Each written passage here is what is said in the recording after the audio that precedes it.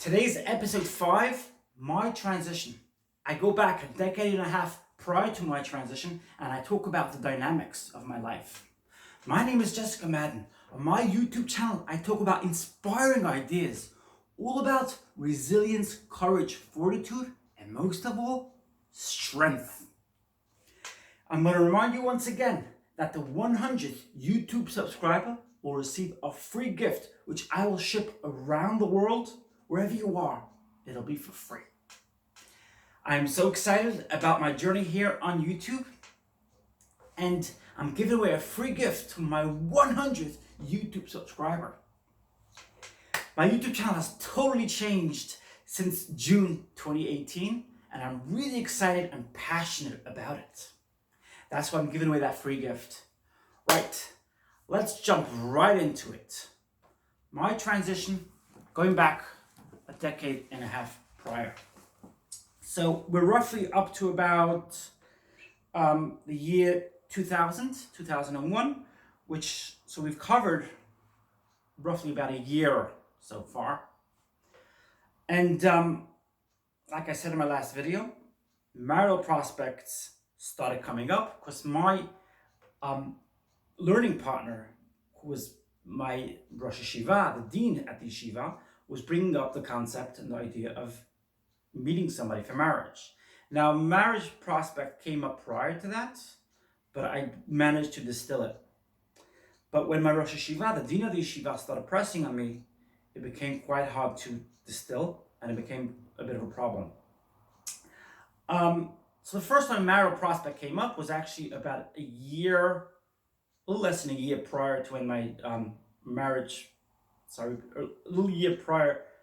a little bit less than a year prior to when my dean of the Yeshiva, the dean of the Rosh Yeshiva of the Yeshiva, which is the dean of the college, religious college in Haredi ultra-Orthodox communities, had suggested marital prospects.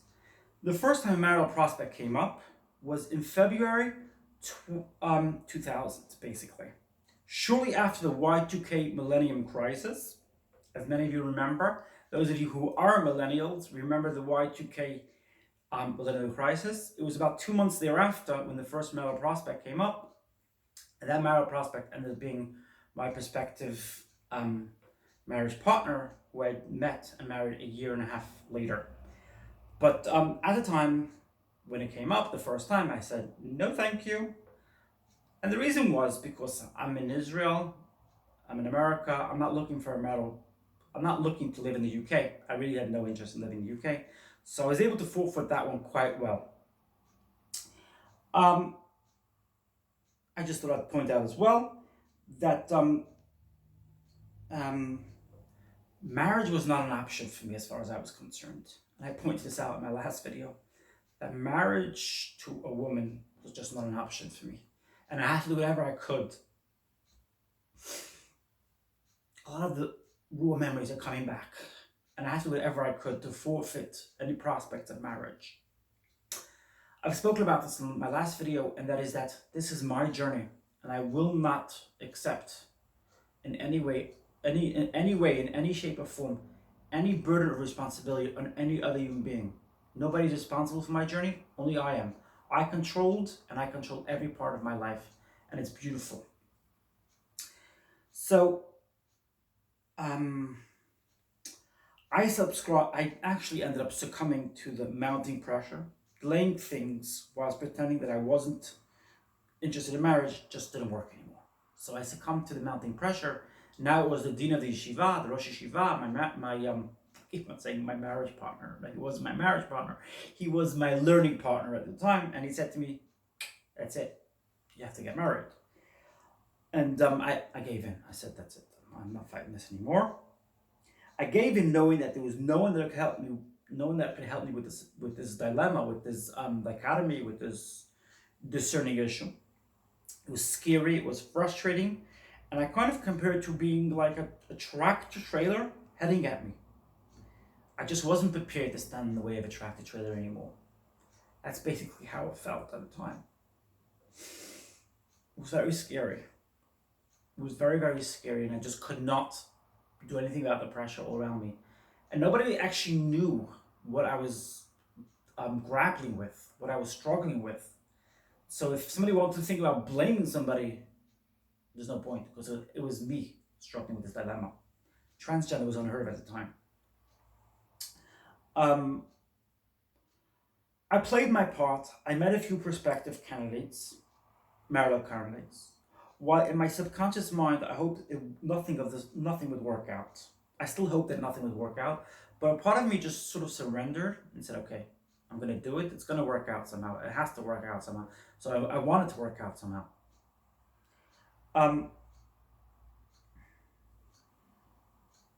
I must say that there was and I've said this before, but I put it in different words, there was a grappling discord happening in my subconscious mind, and it was a lot scarier and unsettling than I could actually describe.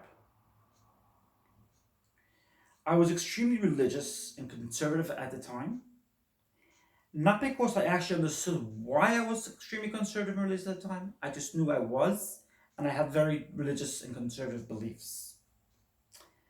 Had you asked me to explain my conservative beliefs at the time, there's no way I could have given you a proper logical explanation. I then met a prospective marital prospect, and I noticed that her skirt was too short. I told the matchmaker afterwards, and he turned to me and he said to me, look, she comes from a humble, modest family. They just don't have enough money to pay for her to wear longer skirts. It was actually comical to hear that at the time. I think that it would be comical to hear that now as well. It's just funny that the matchmaker came up with that, but matchmakers do kind of come up with all kinds of excuses and ideas to put people together. And it's funny because they have their own interests as well. That didn't work out. That collapsed, which is a good thing. And then another marital prospect came up, and this time I was so, in my subconscious mind, I was so desperate to self-sabotage that I asked the girl, whilst heading in a hotel where I was going to meet her on a date, I asked her if she could be ever so kind as to walk the stairs with me and not go up the escalator, which is not something you ask a girl to do. It's not something you ask a prospective marital prospect to do. But my subconscious mind was desperate to self-sabotage. Rewinding, that was a Freudian slip. Rewinding backwards, afterwards, I really wondered, why did I do that? What was the point in asking a prospective marital prospect to go up an escalator with me instead of going up the stairs? I don't know why I did that, but like I said, looking back at it today, I know why I did that, and it was because my mind was trying to self-sabotage. I didn't want to get married. I knew that I had to. I surrendered. I had succumbed to the pressure, the mounting pressure, which was going on for quite a while. I succumbed to it. I surrendered, but I was self-sabotaging. That's the 5th episode today. I talk about some scary bits and pieces about my journey, and we've moved forward in the journey where I've actually surrendered. In this episode, I talk about how I actually surrendered because I really realized that there's no I couldn't hold on to it anymore. I couldn't hold back any longer. So I had to succumb to the pressure of marriage. And yeah, that's where we're leaving off today. To be continued next week. What are your thoughts about the past five episodes? Every Friday I put out episodes on this topic. What are your thoughts?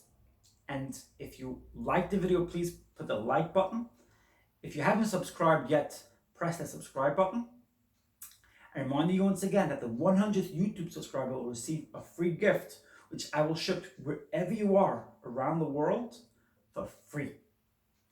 What did you think about my short video I put out last night? I've been thinking about putting out some short videos again as well, because I think people lead very busy lives, and I want to put things in a shorter version as well. What do you think about it? Please leave that in the feedback down below.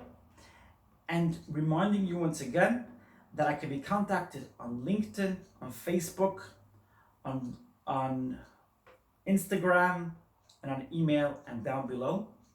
I'm going to leave the links down below. Please let me know what your thoughts are. And if you like the video, press the like button. And if you don't like it, put the down button. That's my message today. Episode 5. My transition and the history, the background, a decade and a half prior. What do you think? I look forward to hearing your comments and thoughts.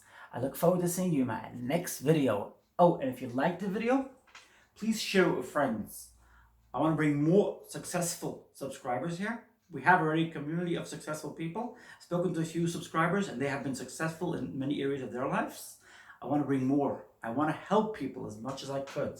I love helping people. I love putting out my message, which is one of resilience, courage, and strength. I look forward to seeing you in my next video.